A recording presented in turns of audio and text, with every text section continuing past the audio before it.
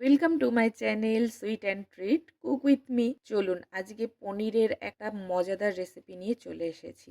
আর আজকে বানাবো থেচা রাইস। পনির থেচা রাইস বানাতে গেলে প্রথমেই তো আমাদের পনিরের প্রয়োজন। সেই জন্য পনিরটাকে কিউব করে কেটে নিয়ে ছোট ছোট করে একটু নুন আর হলুদ মাখিয়ে পনিরটা ভেজে নিচ্ছি। আর ততক্ষণে আপনাদের ইনগ্রেডিয়েন্টগুলো দেখিয়ে দিই। এই দেখুন আজকে নিয়ে নিয়েছি পেঁয়াজ কুচি, টমেটো কুচি, ক্যাপসিকাম, কাঁচা বাদাম আর ওই 15-20টা মতো গোটা রসুনের কোয়া। ডালটা আপনারা যেরকম পছন্দ করেন সেই রকমই দেবেন। আর নিয়ে নিয়েছি ধনেপাতার ডাঁটি।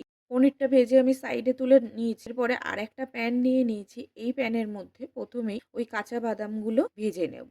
বাদামগুলো কিছুটা ভাজা ভাজা হয়ে গেলে খানিকটা বাদাম আমি তুলে রাখবো। পরে দেখাচ্ছি এই বাদামটা তুলে রেখে আমি কি করছি। এরপরে একে একে ওই বাদামের মধ্যে দিয়ে দিলাম গোটা জিরে। তো জিরে আর বাদামটা দিয়ে কিছুক্ষণ নাড়াচাড়া করে এর মধ্যে দিয়ে দেবো ধনেপাতার ওই ডাঁটিগুলো, দিয়ে দেবো রসুনের কোয়া।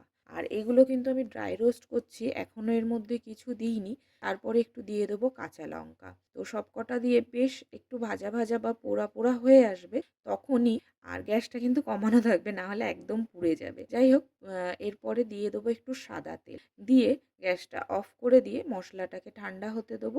আমার চ্যানেলে যদি আপনারা নতুন হয়ে থাকেন, আমার চ্যানেলটাকে সাবস্ক্রাইব করে আমার পাশে থাকবেন। আর আমার ভিডিওগুলো কেমন লাগছে অবশ্যই কিন্তু আমাকে জানাবেন।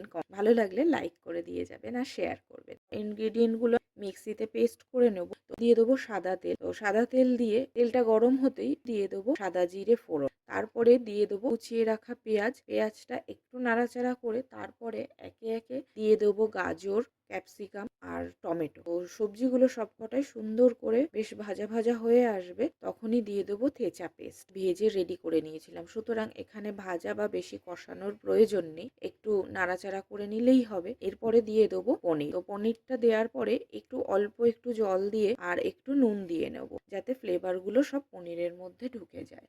তো রেসিপিটা পনির আর মশলাটা বেশ দুটো একসাথে মিশে গেলে এরপরে দিয়ে দেবো ভাত। তো আমি ভাতটা বানিয়েই রেখেছিলাম। এখানে কিন্তু ভাতটা নর্মাল ঘরে যে চাল আপনারা ইউজ করেন এই চালই দেবেন, ভাতটা ভেঙে যাওয়ার চান্স থাকে, সেই ক্ষেত্রে খেতে ভালো হবে না। সেই জন্য ঘরের চালটা ইউজ করাটাই বেটার। দেখুন নাড়াচাড়া করে এরপরে সেই বাদাম ভাজাটা তুলে রেখে দিয়েছিলাম, সেইটাই কিন্তু একটু গুঁড়ো করে আমি আধ ভাঙা করে নিতে চেয়েছিলাম, কিন্তু একটু বেশি গুঁড়ো হয়ে গেছে। তো কোনো ব্যাপার নেই, গুঁড়োটা আমি ওপর থেকে ছড়িয়ে নাড়াচাড়া করে নেব।